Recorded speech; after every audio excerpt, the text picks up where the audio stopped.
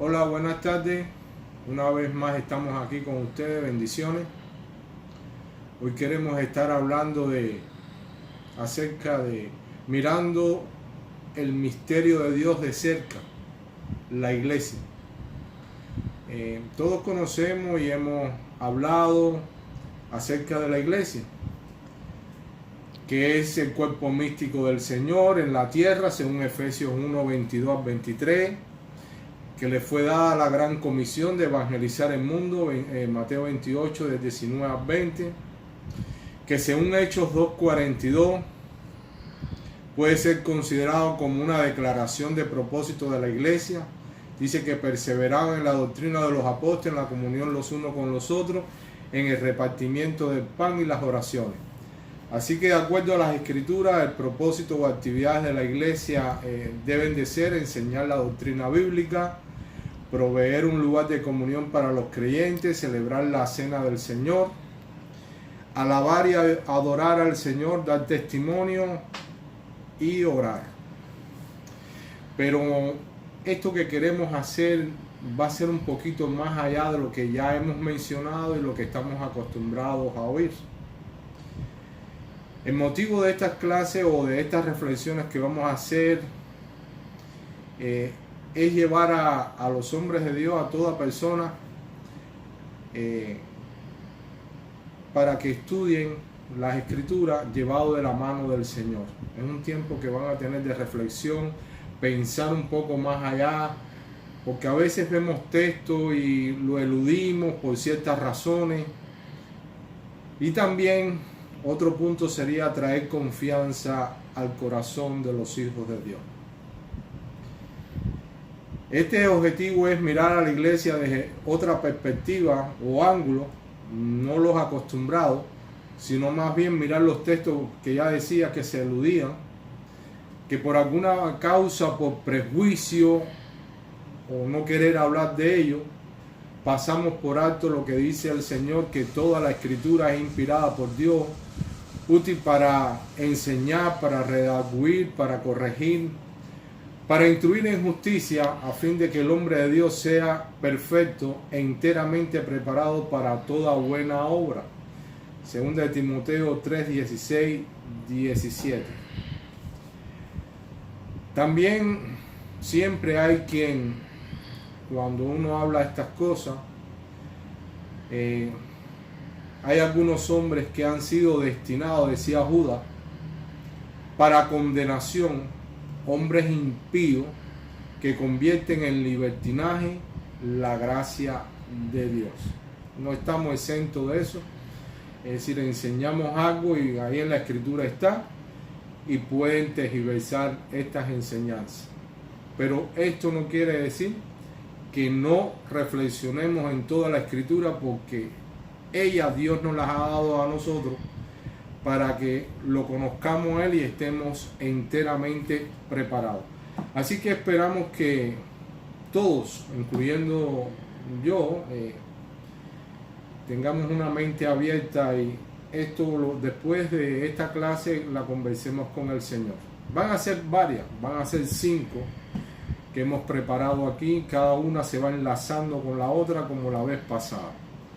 En la vez pasada estuvimos hablando de los profetas y mayormente las profecías de Daniel, Mateo 24, lo que viene a Israel, y hablamos de que Dios había prometido a Abraham una tierra y a David un reino, y esto se va a cumplir en la semana 70, cuando se pase después de la gran tribulación.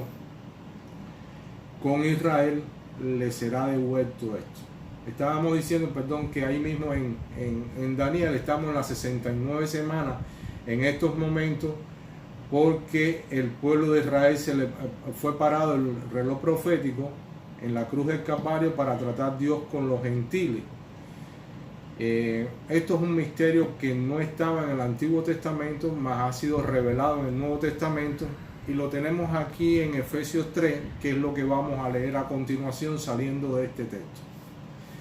Dice: yo, Pablo, prisionero de Cristo Jesús, por vosotros los gentiles, si es que habéis oído de la administración de la gracia de Dios que me fue dada para con vosotros, que por revelación me fue declarado el misterio que en otras generaciones no se dio a conocer a los hijos de los hombres, como ahora es revelado a sus santos apóstoles y profetas por el Espíritu, que los gentiles son coherederos y miembros del mismo cuerpo y copartícimes de la promesa en Cristo Jesús por medio del Evangelio, y de aclarar a todos cuál sea la dispensación del misterio escondido desde los siglos en Dios que creó todas las cosas. Es decir, estaba escondido este misterio que creó todas las cosas Él, para que la multiforme sabiduría de Dios sea dada ahora a conocer por medio de la iglesia a los principados y potestades en los lugares celestiales, conforme al propósito eterno, propósito que Dios se preparó para Él, que hizo en Cristo Jesús Señor nuestro, en quien tenemos seguridad de acceso con confianza por medio de la fe en Él. Efesios 3 del 1 al 12. Vamos a ver a continuación, vamos a comenzar así, los 4 amores del Padre mencionados en la Biblia. ¿Y para qué es esto? Para poder comprender, valga la redundancia, acerca del amor, que es lo que prima a Dios y mueve el corazón de Dios. Primeramente, el amor al Hijo. Dice Mateo 3:17, este es mi Hijo amado en quien tengo complacencia. Es decir, el Padre ama al Hijo. Yo me quedo sorprendido, ¿no? Porque imagínense el Padre y el Hijo y el Espíritu Santo en la eternidad, y el Padre planificando, algo que lo vamos a ver después, planificando, y entre ellos le dice, mira, tú vas a ser el Hijo, vas a ir a la tierra, vas a sufrir, vas a vivir entre los hombres, vas a ir a la cruz a morir por ellos. Y a mí me sorprende cómo en este caso el Hijo dice, ok, yo me voy a despojar de toda esa naturaleza de Dios y voy a ir a hacer esto. Eso lo dice Filipenses 2, ¿no? Pero me maravilla cómo el Hijo, qué armonía hay entre Dios Padre, Hijo y Espíritu Santo, que Él no estimó ser igual a Dios, sino tomó esta condición de Hijo. Y el Espíritu Santo es asombroso, maravilloso, increíble.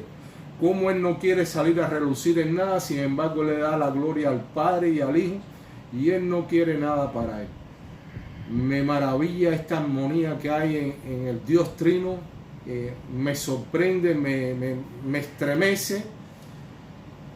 Y bueno, esta es la expresión del Padre sobre el Hijo. Precisamente sobre este conocimiento quisiera que meditara. Y Él dice, este es mi Hijo amado en quien tengo complacencia. El amor de Dios a Israel. Dice, por amor a mi siervo Jacob y a Israel mi escogido. Isaías 45:4. Es su segundo amor. El amor a la iglesia. En esto se mostró el amor para con nosotros, en que Dios envió a su Hijo unigénito al mundo para que vivamos por Él. Y en esto consiste el amor. No en que nosotros lo hayamos amado a Dios, sino en que Él nos amó a nosotros. Y envió a su Hijo en propiciación por nuestros pecados. No es que nosotros hayamos amado a Dios, sino que Él nos amó desde antes de la fundación del mundo. En Cristo nos escogió para ser salvos. Y una vez sido salvo, el Espíritu Santo nos convenció a nosotros. Y es que nosotros lo amamos a Él. Pero Él nos amó a nosotros primeramente. Y el Hijo ama a su iglesia. Cristo amó a la iglesia y se entregó a sí mismo por ella para santificarla. Tremendo. Ya le decía que Dios Hijo tomó la naturaleza de hombre y vino acá y no escatimó ser igual a Dios, al hombre, perdón. Y tremendo cómo hizo esto por amor.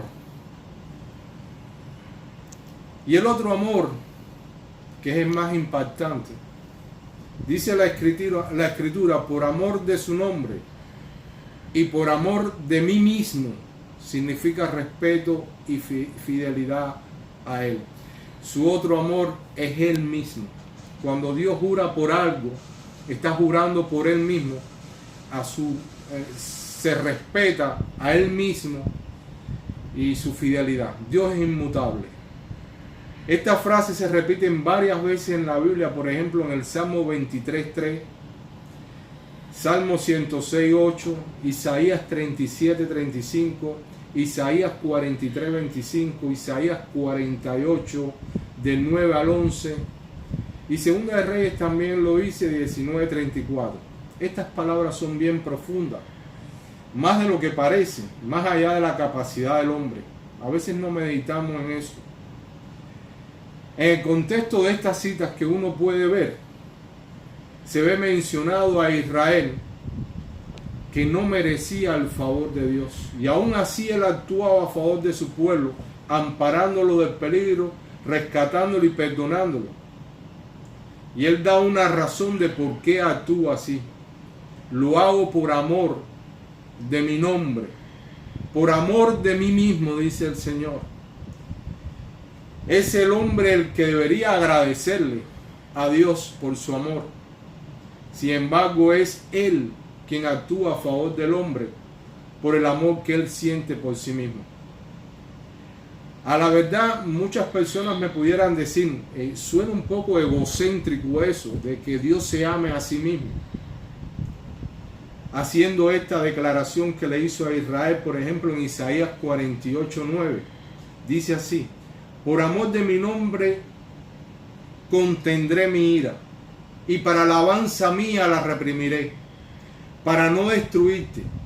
He aquí te he purificado, y no como a plata, te he escogido en horno de aflicción. Por mí, por amor de mí mismo lo haré, para que no sea profanado mi nombre, y mi honra no le daré a otro. Isaías 48:9 hasta el 11. Pero si Dios destruía, meditemos en eso, si Dios destruía a Israel en el furor de su justicia, justicia que era correcta, porque todo el mundo conoce lo que le hizo Israel a Dios, ¿no? Dándole los mismos mandamientos a Moisés, el pueblo estaba haciéndose un becerro de oro. Pero bueno, así somos los humanos, pero gracias al amor de Dios y su misericordia. Entonces decía que Israel desde un principio le falló a Dios, pero si Dios lo destruía en el furor de su justicia,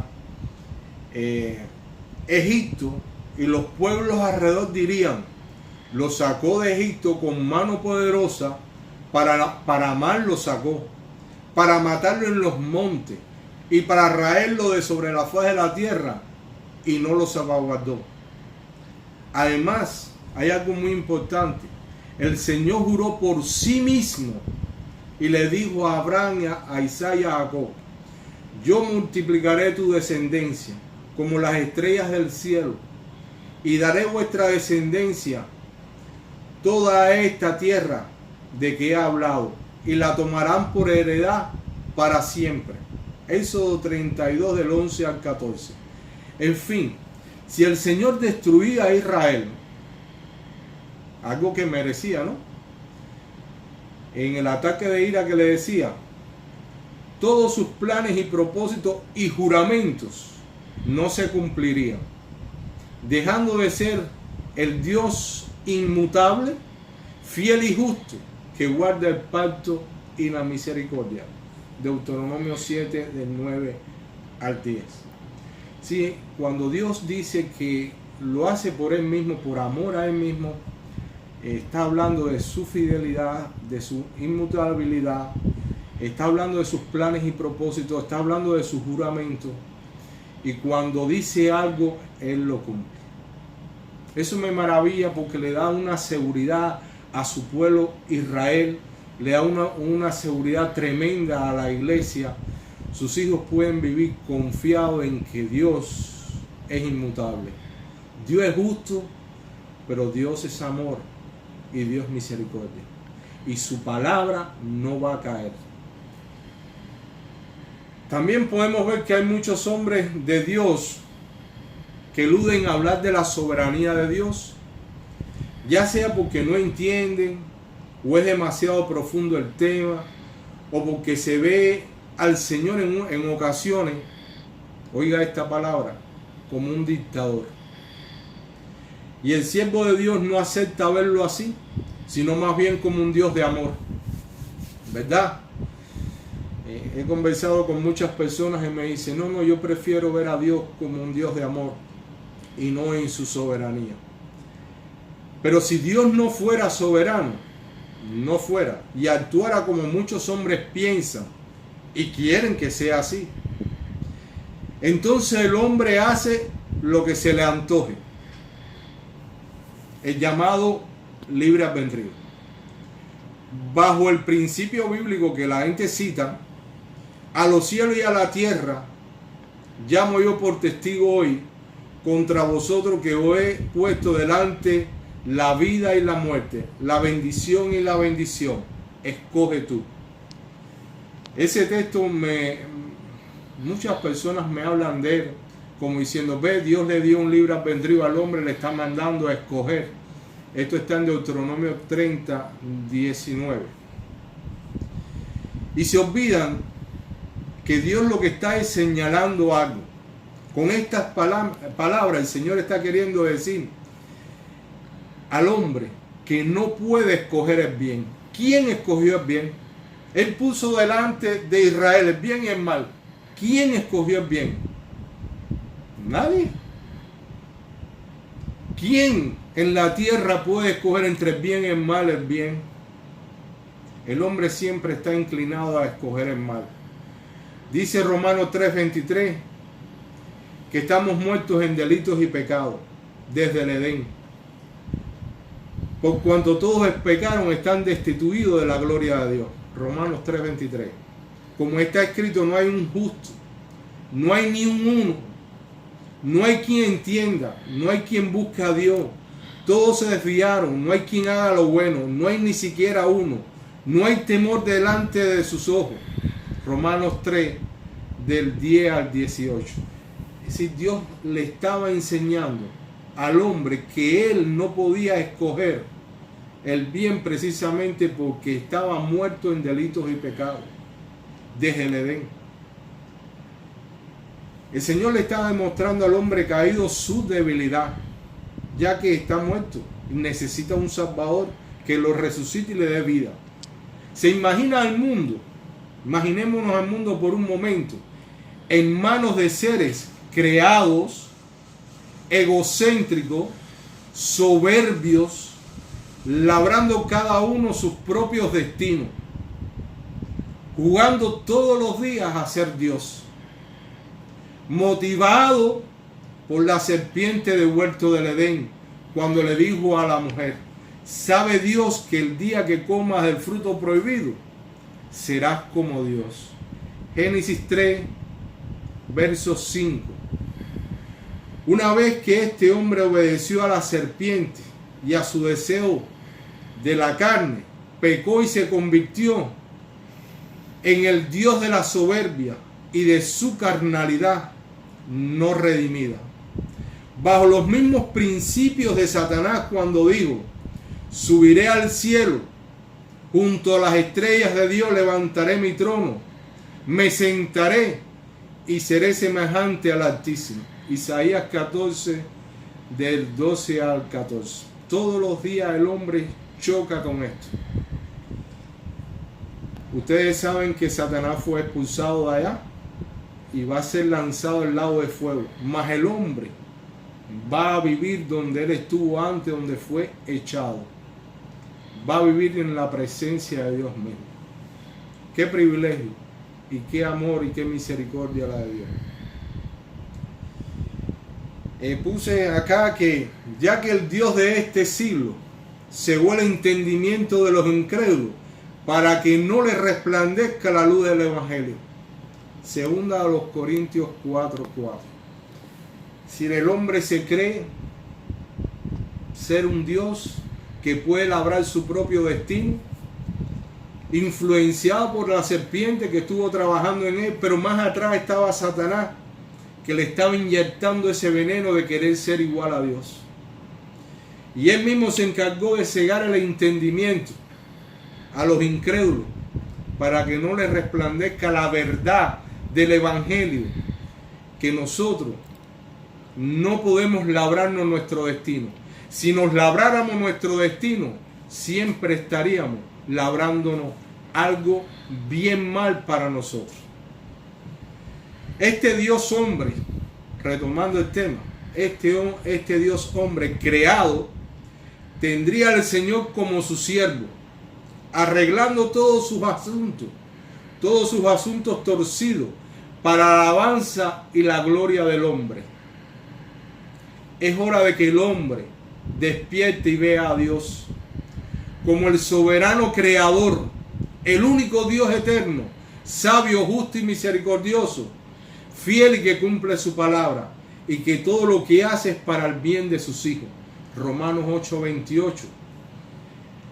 La Biblia advierte que el soberano Dios nos escogió en él antes de la fundación del mundo, para que fuésemos santos y sin mancha delante de él, en amor habiéndonos predestinado para ser adoptados hijos suyos por medio de Jesucristo, según el puro afecto de su voluntad, para la alabanza de la gloria de su gracia, para la alabanza de él y no de la del hombre, y que en su sabiduría ha sellado a sus hijos con el Espíritu Santo de la promesa, que las arra de nuestra herencia hasta la redención de la posesión adquirida para la alabanza de su gloria.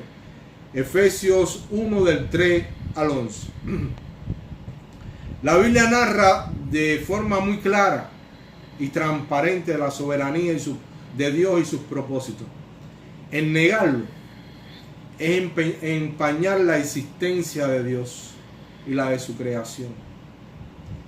El humanismo le gusta que se hable, no le gusta que se hable de ese tema, para poder gloriarse en sus obras y minimizar al Dios de lo imposible. A continuación vamos a ver algunos puntos de la soberanía de Dios para motivar a la reflexión con el Señor y estudio de la palabra. Vamos a ver el plan del Padre como Dios soberano desde antes de la fundación del mundo. Sí, desde antes de la fundación del mundo, antes que todas las cosas fueran, Dios Padre, dice primera de Pedro 1:2, elegido según la presencia de Dios Padre,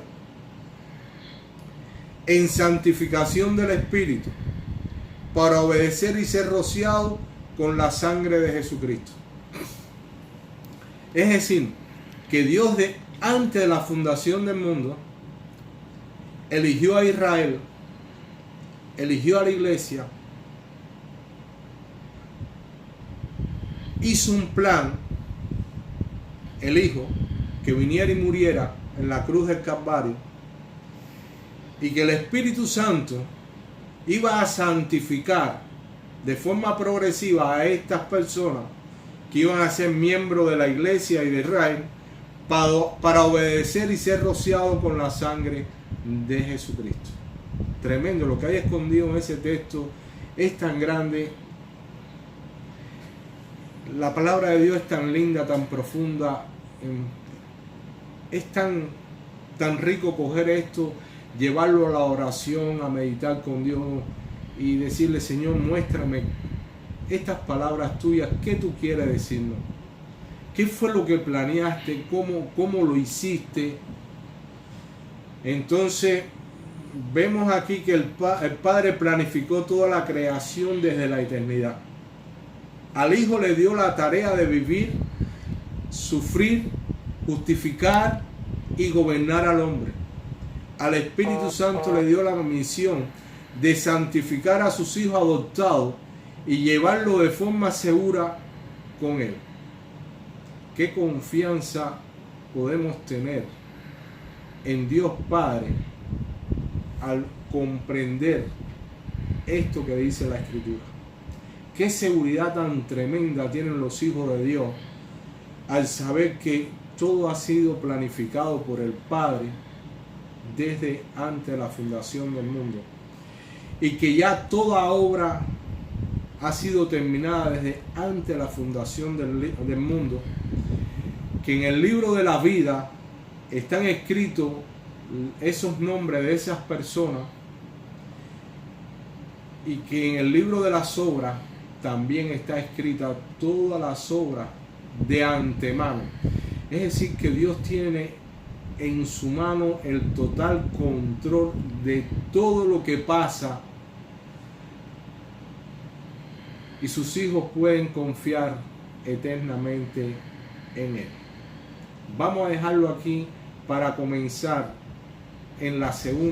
recomenzar en la segunda clase este tema que estamos dejando aquí. Dios me los bendiga mucho.